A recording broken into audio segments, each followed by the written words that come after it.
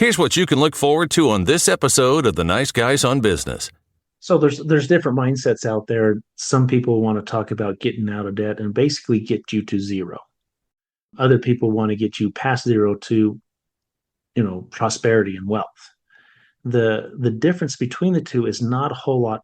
It's not huge, right? It's a little bit mindset, and some of it is what do you do with your money first, right? Where do you save first? Where does it go first? Mm-hmm. Is it to pay off debt, or is it to start building assets Great that question. starts to give you money while you're at sleep money while you're sleeping?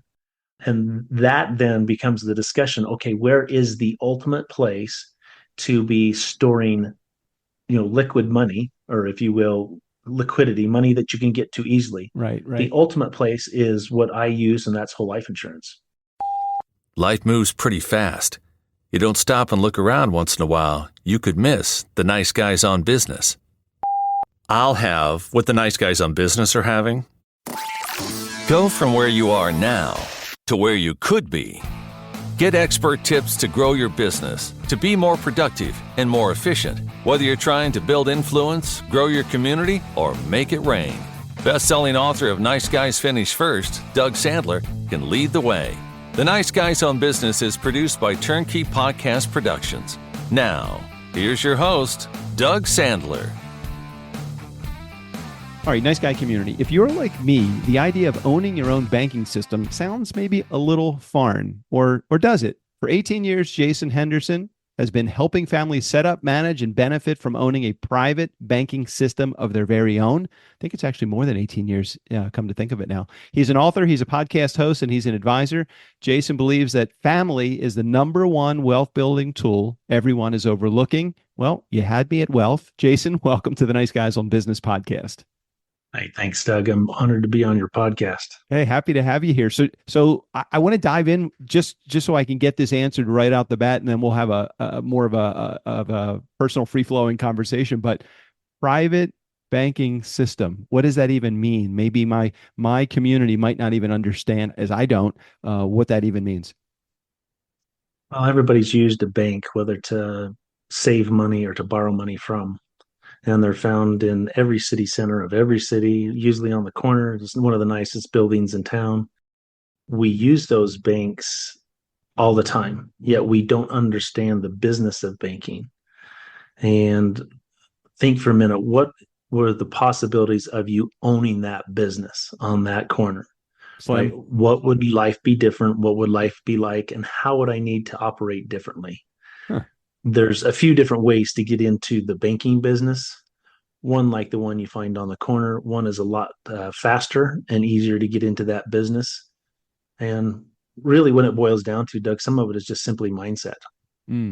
Okay. All right. So we're going to dive in a little bit more to that nice guy community. So this is going to be a real fun episode. You know that I do like to talk about money, nice guy community. Sometimes I like to talk about an abundance of it. Sometimes I talk about a lack of it. Sometimes I talk about taxes and other things that if you listen to the Monday episodes, we don't talk about any of that stuff on our Friday episodes because it's usually just Strick and I shooting the shit. But our Monday episodes, like this one, it is all about helping you improve your life, improve your business, and improve your position in what you're doing. So Jason and his son Scott have a podcast called Master Your Millions. Jason also has a book called Master Your Millions. Could it be just master your hundreds or master your thousands? Does it have to be millions? If my market of listeners is not millionaires, talk to them as though they are your millionaire type your clientele or the people that you work with, Jason. Well, the premise of our podcast is about accumulating, enjoying, and passing on wealth. And more of a mindset, do you want it to be billions? Do you want it to be millions? Do you want it to be thousands? The process isn't any different. It's exactly the same, whether you're managing, a few $100s or a few thousand or a few billion. There's very similar processes and thought processes, if you will, mindsets, I guess you should say, that across all classes. Okay, so let's take a dive into it then. What is something that we need to, as consumers or people that are out there in the world, what do we need to know about either the accumulation of money or the spending of money or the investing of money that we are not thinking about on a regular basis right now?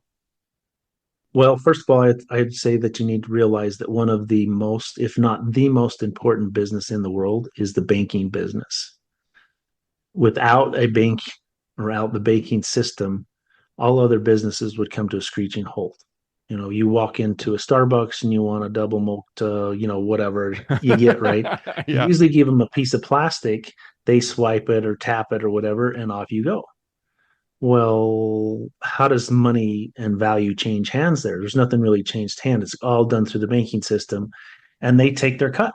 Mm-hmm. Now, if you were to think of all the fees, whether that's credit card fees, both hidden and seen, and interest that you have paid during your lifetime, I'm pretty confident every one of your listeners is going to say, yeah, it's a massive amount.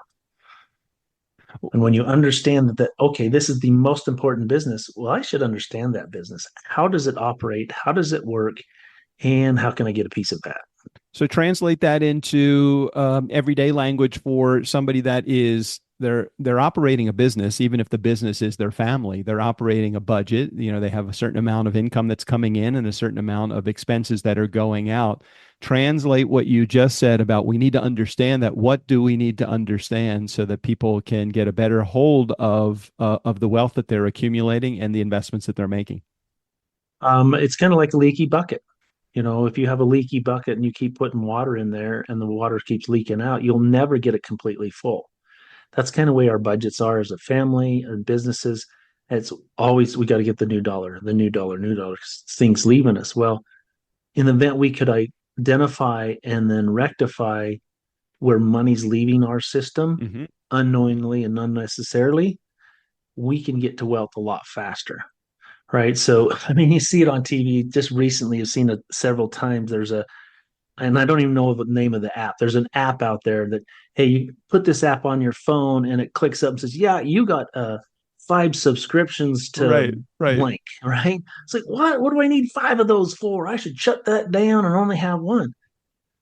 That's money leaving their system unknowingly and unnecessarily. Right. They're just burning through money and they don't even know about that. Well, one of the biggest costs that we have is taxes and interest. Mm-hmm. In fact, they say out of every dollar, there's close to 35 cents of every dollar you make goes back out in the form of interest only. Wow.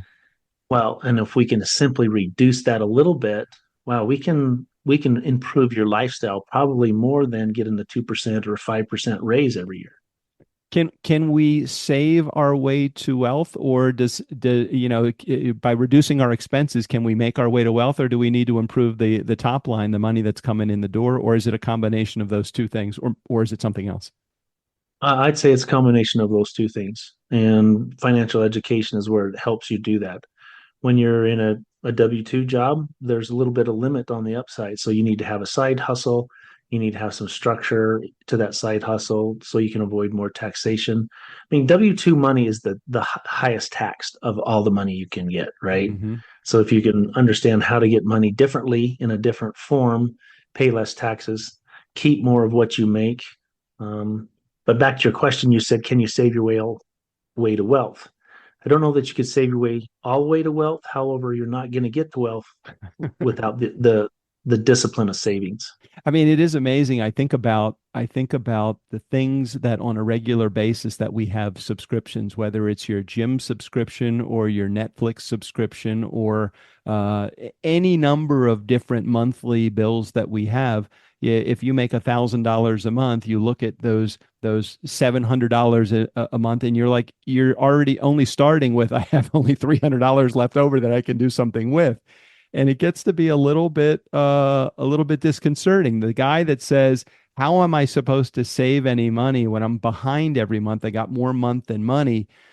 Can this work for anybody if they just change their belief structure and their process, or is this only meant for, wealth, only meant for a certain percentage or segment of the population? It's for everyone. And you're right. Changing your process or how you think, what you do, and I think what it boils down to is one simple immutable law: pay yourself first. I do Which love is your that. savings, right? You Right. save you pay yourself first. I mean, there's the old story about the guy, you're in a movie theater and someone jumps up and hollers fire. and you as the dad or the head of the family, whether you get up and run over and help the car salesman out and his family, and then you run over and you help the electric power, the power company employee and help them out, and Right. then you help all these different other people, and then you come back and save your family. Well, that's what we're doing with our money when we don't pay ourselves first. Pay yourself first. That should be a minimum of 10% of your gross income, period. Well, I have more month than money. Then change. You've got to pay yourself first. That is the way out of the, you know, I wouldn't call it poorness or boredom or whatever you want to say. I'm not sure what the right word is, poverty. Yeah. That's the way out. The only way is to save. Okay. What do you, and again, I'm going to, can I push back gently, not in a negative way, but because I want to try to play the role of somebody that is in our community that say, yeah, that's easy for you, Jason. You have money now. Talk to the person that's in my community that says, I'm just trying to pay my bills. And I love what you said, Jason, just to make a side note here. Change. You can change. Nobody's forcing you to have that job or to live at that salary or to be a W-2 employee. Change. But sometimes it's easier said than done. How do you take somebody that has the same tapes going off over and over and over again in their brain? How do you take them, and what's the first step in making the change? Well, one is to paint a picture of what it could be like. When it's vivid enough and they want that enough, then that change comes really, really easy, right? I haven't always had the finest phone. I haven't always had, the latest, I don't have an iPhone 16. Right. Mine are several generations back. Right. And I used it. I don't drive brand new cars and the best. That's the way so I could save, right? So a lot of people they're saying, well, there's more month than money. Well, they're walking around with this iPhone 16, they're making payments on that, which includes a lot of interest, a lot of unnecessary expenses that they could be saving.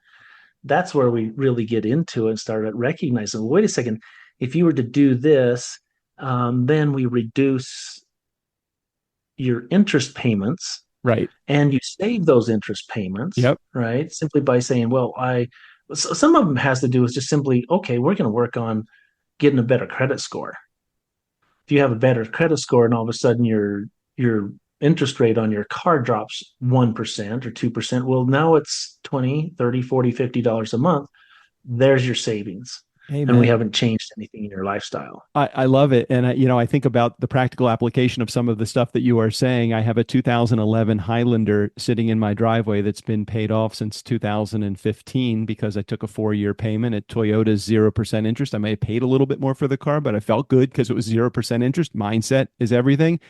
Could I have gotten a car the next year? I was used to making that $500, $495 payment. I was used to it. I could have just continued doing it.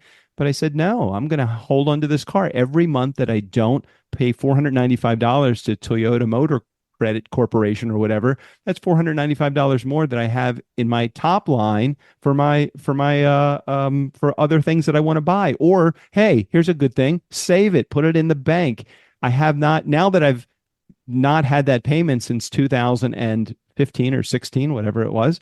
Now I get used to not having that payment, and I have not had that payment for now 9 years. And I drive an old Toyota. It's got almost 200,000 miles on it. It drives everywhere. It's great. The only expense is gas and insurance on that vehicle. This is just such a small example of the things like, could you get away with not having that one extra cup of Starbucks coffee a month or that Netflix and Hulu subscription? Could you get away with not having Prime, Amazon Prime or the premium gym membership? Can you go to a different gym and save $100 a month? If you add all of these things up, it's not hundreds of dollars, it's thousands of dollars a month that you could save. So I think I'm adding fuel to your fire just in changing the mindset. Is that fair? Yeah, and I wanted to take it a little bit further, maybe hundreds or thousands of dollars a month. You also have to think about the time value of money for the rest of your life.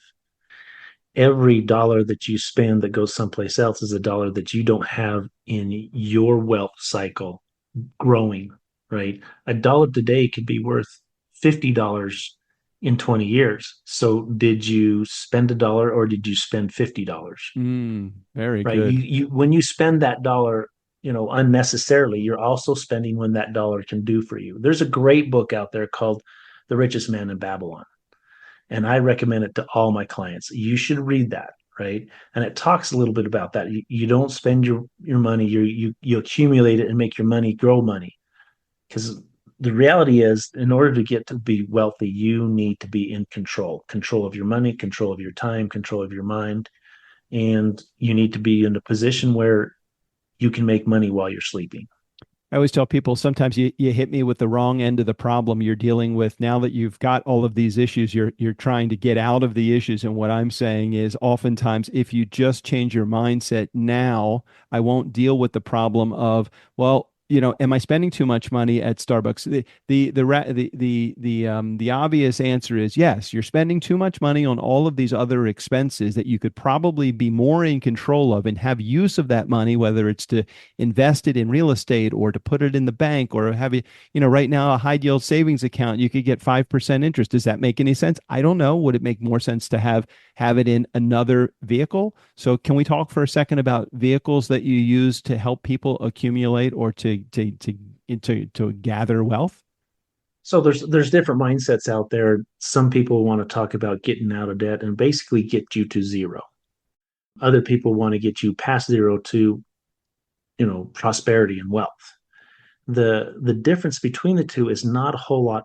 It's not huge, right? It's a little bit mindset, and some of it is what do you do with your money first, right? Where do you save first? Where does it go first? Mm-hmm. Is it to pay off debt, or is it to start building assets Great question. starts to give you money while you're sleep money while you're sleeping? And that then becomes the discussion. Okay, where is the ultimate place to be storing, liquid money, or if you will, liquidity, money that you can get to easily? Right. The ultimate place is what I use, and that's whole life insurance. Oh, okay. All right. So you just named a vehicle, and that's really interesting because there are many people that are in a position where they're paying a 19 or even a 29% interest rate, and they have $1,000 sitting in the bank getting 1% if they're at 0.1% if they're at Wells Fargo, or maybe if they've gone really aggressive, they're getting 5% at a high yield savings account. Before we get into the vehicles like life insurance, would you encourage somebody to pay off that credit card debt first, or keep it in savings? Where would you go in the beginning? The first thing I would have them do is put it through a life insurance policy. Okay? Got it. What Okay. happens in life insurance policies, you have cash values, right? Now you can use that as a line of credit, if you will, and you can access, let's say you have $10,000 in cash value, and you can have access to that, say at 6%. Mm-hmm. Well, I can take a loan against that. I can take a loan for $10,000 and I can pay off my credit card. Well, according to the credit card company, you've paid it off 19%, but now I have a loan against my policy at 6%. So I keep making those same payments to the insurance company or to my policy, and that debt goes away a lot faster because it's at 6%, not 19%. Got it. So you get out of debt much, much faster. And the whole time, okay, get this. When you have the 10,000 and you take a $10,000 loan, how much is your account growing at? It's compounding at what amount? Do you have any idea? No, I have no idea. My life Most insurance people would say zero. Most people would say zero, because if it's in a savings account and you take your $10,000 out of your savings account, it's not earning interest on nothing. Yeah, that makes sense. Right? That's not the case with whole life insurance with a mutual company. It's compounding at 10,000 at the gross. Even though I took a loan for 10,000, I paid off my credit card. It's still growing from there up. And that ability to continue to compound while I have access to the money becomes massive over time. In fact, that's why, and I believe it was Dale Carnegie that said interest is the eighth wonder of the world. And it wasn't Einstein. Everybody gives it to Einstein, but it wasn't Einstein. I know that. All right. So whole life insurance for somebody that is 65 might be at a different cost from whole life insurance that would be dirt cheap for somebody that is 25 years old and just starting this process. Is whole life insurance the answer no matter your age? Yes. For the fact that we're using it for a different purpose. You were talking about using whole life insurance for the death benefit only. And you're absolutely right. The same death benefit for a 65-year-old versus a 25-year-old is going to be a lot more expensive. Let's say it's $1 million death benefit, right? The 65-year-old is going to be investing a heck of a lot more than the 25-year-old. However, if we take that same premium, let's call it again $10,000 a year, and we design a policy for the 65-year-old and the 25-year-old for the maximum accumulation of cash. We want the cash. The cash value between those two is going to be within 4 or 5% of each other. Got it. The death benefits are going to be wildly different. It's our need to finance and have control of our money is generally bigger than our need for death benefit. So sometimes when you need death benefit, we'll fill in the gaps with something different. Right. But it's for after example, the cash, right? What would you use term to fill term insurance to fill the difference? Just if you're using it for the death benefit, but you're not using it for the death benefit, you're using it for the accumulation or the borrowing power. Correct, as a financing tool. And that's where it comes in about having your own banking system. I own the policy. I'm in a mutual company, so I'm a part owner of the company.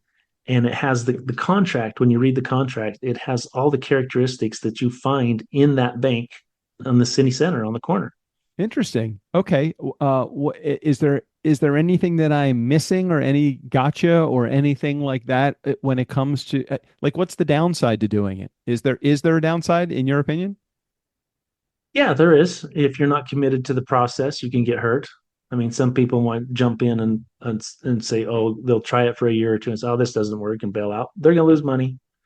Sorry, that's the way it works. Also, there's a lot of misinformation out there. There's a lot of agents that haven't been truly trained how to do it. Because here's the thing, Doug. I mean, this is really the dirty secret is that the higher the death benefit, the higher the commission to the agent. Okay. On the flip side, the higher the cash value initially for the client or the owner of the policy, the lower the commission for the agent. So the agent essentially is taking a huge cut in their potential commission in order to design the policy the way it should be done. There's not a ton of them out there that do it the right way. They might tell you that, yeah, I know how to do this, yada, yada, yada. And,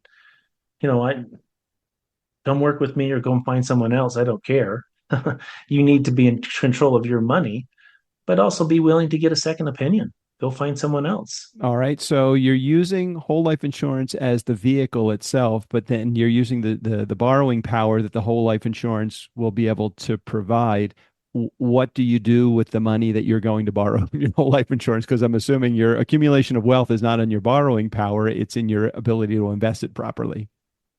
Right. However, it doesn't necessarily need to be a quote investment, right? I'll give you an example. My daughter just recently started in college and she needed a car. And I sent her out to find out, what kind of interest rate she could get, yada, yada, yada, yada. Well, she didn't have much credit and very high interest rate. Mm-hmm. But then they said to her, well, maybe your dad can co-sign with you and we'll get it down to this percentage.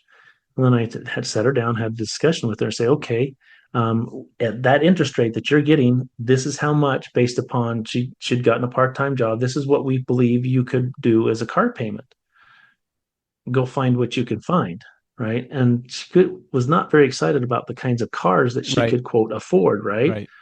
Well, then I show her, said, okay, I have a policy that I've had on you since you were a little girl. We can take a loan against that, and this is our interest rate. And her eyes get bigger. It's like, oh, well, then I could have this car payment, would represent this type of car, right?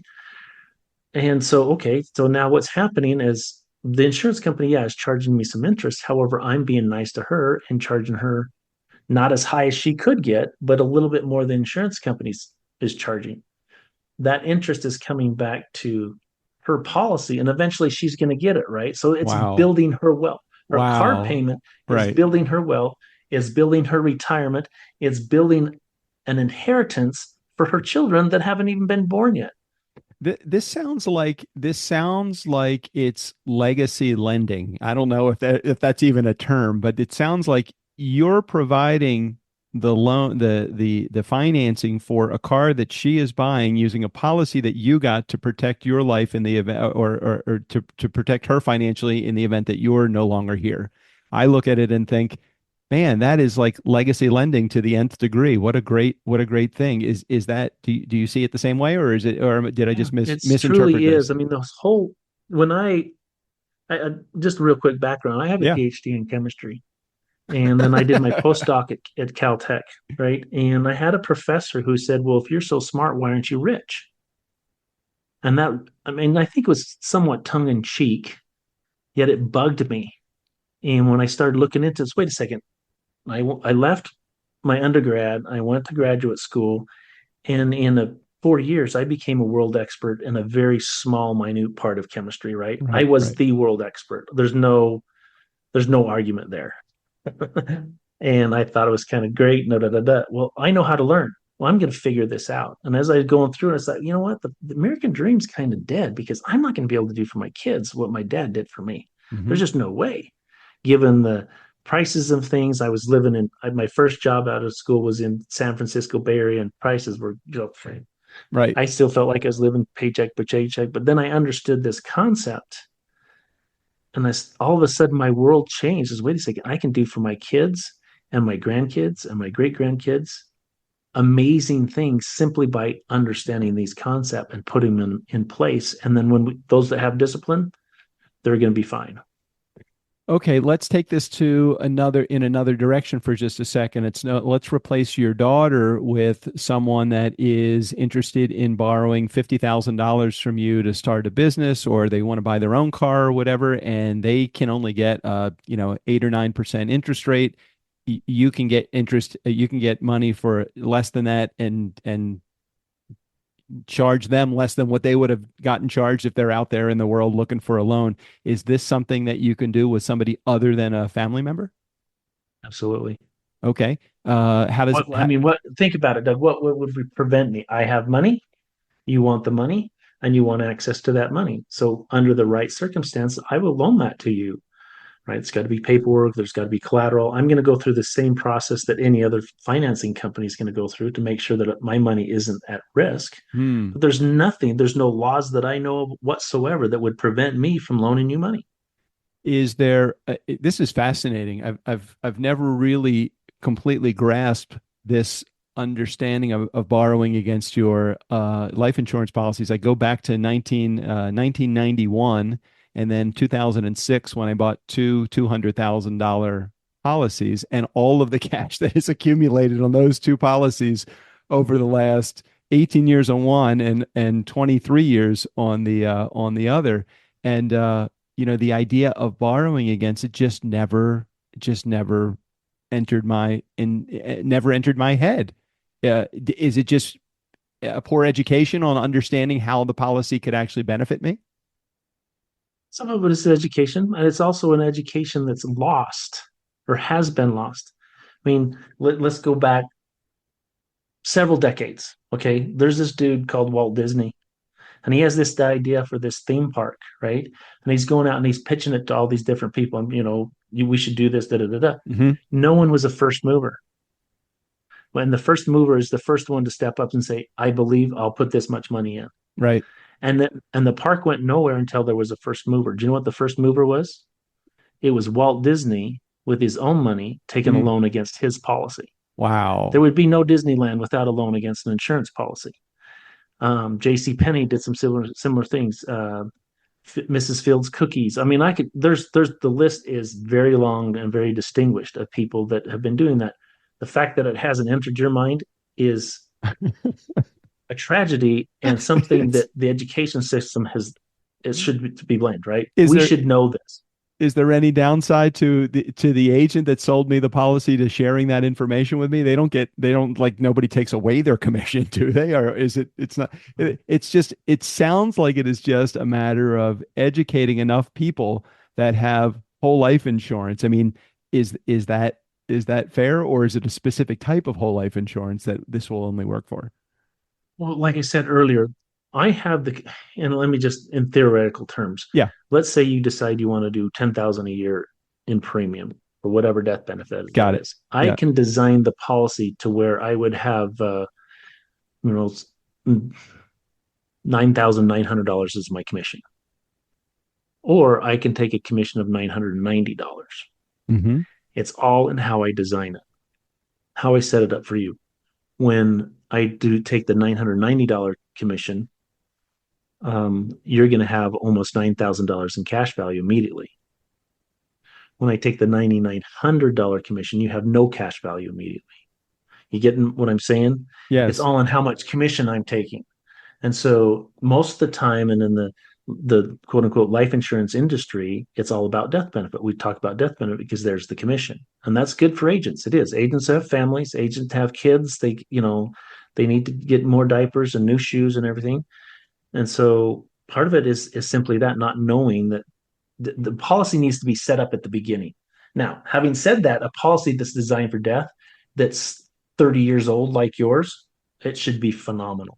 It should have tons of cash there compared to what you put there. So the idea of this is just I need to put my brain on differently as it relates to what is the benefit that I'm trying to get from this whole life policy. It's not, am I trying to get a higher death benefit? It's, I'm trying to get a greater cash accumulation policy, or am I thinking about this wrong? You want to get more cash accumulation so then you can control from whom you borrow money and to whom you pay interest.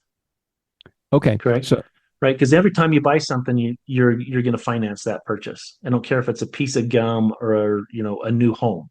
It's financed. And whether you finance it yourself or you finance from some sort of bank or finance company, someone is going to make money or someone's going to give up money. So you just decide and say, okay, well, I can finance it from my own system. I can loan myself the money, or I can pay someone else interest. Let me give you a different example. okay. Let's say we're going to be our own banker and we're just going to take a mason jar and put it on the kitchen table. Okay. And we're going to regularly put money there. That's our savings, right? We're putting money in our jar. Okay, we need a new car. Well, we can go borrow it from a bank. We go to some other lending institution and borrow that and pay them principal and interest. Mm-hmm. Or we can look at our jar and say, yep, there's enough money there for me to pay cash for the car. So I take all the money out of the jar and I put in an IOU. I owe you, Jason, in 5 years, call it $25,000 plus 5% interest, whatever that payment Right. is, right? Right. And I go pay cash for the car. But next month, I'm still doing my savings, but then, and take that savings part out. I'm just going to start putting my car payment in there. Right. When you do that at the end of the 5 years, you've got the principal back, you've got the interest, and you have your car. That's banking 101. That's as simple as I can get it, right? You're Is just it out paying of a yourself. jar on the kitchen counter? Right. And between that and a whole life insurance policy, there's probably 1,000 different ways to do it, but the whole life insurance policy is the most efficient way. Wow. Wow. That's really interesting. You really have changed my perspective on how that policy can work to my benefit, to the point where I want to call my agent and find out, hey, just curious, and I don't need the money right now, but what could I, how much money would I be, what kind of borrowing power, or is the question, what's the borrowing power, or what's the cash value of the policy right now? Yeah, what's the cash value? And would you ever just take it as opposed to borrow it? That's a possibility. Yeah, I know there's a wouldn't recommend possibility. that I because you're wasn't sure. killing the compounding effect of the policy when you make a withdrawal versus you take a loan. Because Understood. really that policy in the end should become a cash vehicle for you when it becomes passive income time, which most people call retirement. I call it passive income time. But that's because it should be kicking off cash for you that you can use in that time of life, that Nice. you would have a stream of income that you'll never outlive. Got it. Wow, what a fascinating subject. I had no idea we were even going to go in this direction. I thought we were going to talk about Master Your Millions, your podcast, and your book, but we went down this path that really is quite fascinating. So it sounds like in practice, you actually practice what you preach. Of course, you are doing this. It sounds like you did it with your daughter, or it sounds like you probably do this all the time.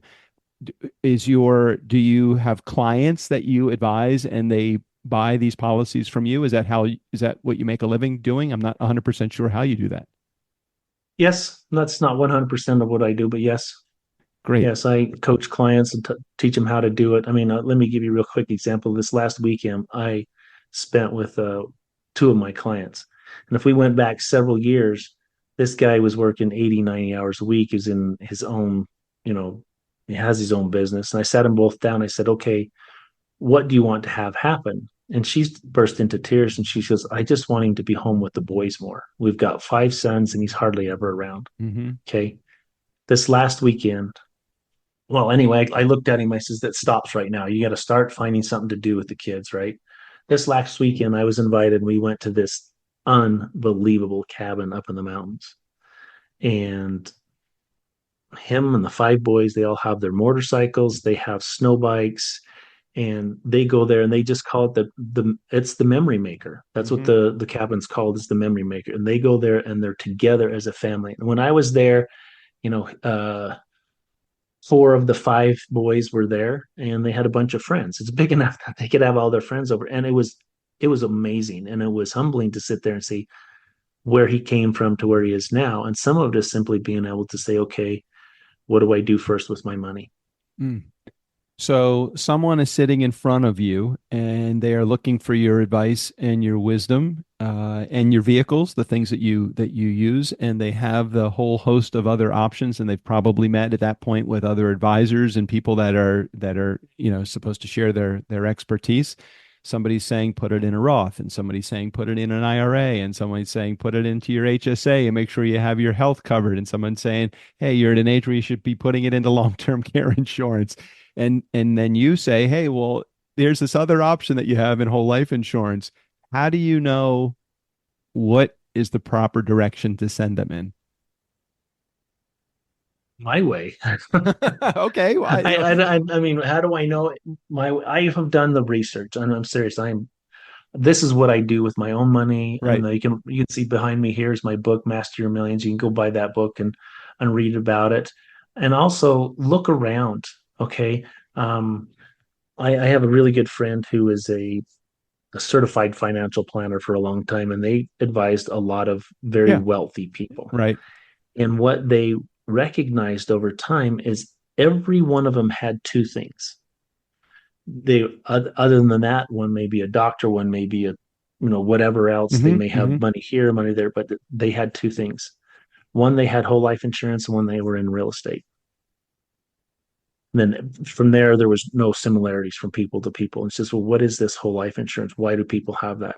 On our podcast, um, we interviewed the partner of one of the Hiltons. Okay. And I know you can listen to the podcast, but I know flat out the wealthy families do this. They use this vehicle. They Mm-hmm. use it far better than anybody else for the fact they know how good it is for generational wealth, how good it is for tax savings, and for just solid safety. Because the number one rule that Warren Buffett says is never lose money, right? So if you're listening to this episode and your mind is blown the way that my mind is blown with what Dr. Jason is sharing right here, your first step is well, I'm going to give you 2 steps. One, buy his book. Definitely, I'll put a link in the show notes so that you have access to the Master Your Millions book, and it's the masteryourmillionsbook.com. Pretty easy to get to that. We'll put a link in the show notes to that. Also, we're going to put a link in the show notes so that you have access to his website. And finally, I'm going to put a third link in here, which I know will be of the greatest value. I'm going to put access to Jason's schedule so that you can get on his schedule. AskJasonH.com. Be very simple for you to go into to the show notes, click the link, and if you are interested in hearing more about how this vehicle, whole life insurance, can benefit you, you're going to check it out right there in the show notes. Am I missing anything? Anything I should be asking you that I'm not asking you, Jason? I know we just touched upon a brief segment of the amazing things that you do, but man, this was really cool. What should I be asking you that I'm not asking? When you can get on my schedule. There you go. It sounds like, hey, I'm ready. But you've been on my yeah, no, I'm teasing, but you've been on my podcast. No, I really, it's this concept is the American way. This is the American dream. I mean, this is what you need to do to really live the way your ancestors wanted you to live, right? Every one of us pretty much are descendants of an immigrant of some kind at some point, whether that's parents, grandparents, or 6 generations back. My wife's first on her one side, they came in 1600 before the Mayflower to Virginia. They were way early, right? But that's what they came here. They came to these shores to have a better life. Mm. And this is the way to do it. It truly is. I love it. I love it. Great information, Jason. Thanks for sharing. Thanks for being here on the show today, and thanks for participating and sharing your expertise with our community. Thanks for being here. Thank you. It's been fun. Hey, Nice Guy community, never underestimate the power of nice or the power of that whole life insurance policy that you bought decades ago. Special thanks to Dr. Jason Henderson. All of his information and access to his podcast and his book and his AskJasonH.com website will be in his schedule, will be there as well. Steve O'Brien, go ahead and take us out of here. Click on the Patreon link in the show notes. And for as little as $2 a month, you can help support the podcast and get access to fun bonus content. That's like half a cup of Starbucks coffee once a month, a grande, double shot, maybe a little flavoring. Thanks for listening. I mean, seriously, you need to cut back on your caffeine anyway.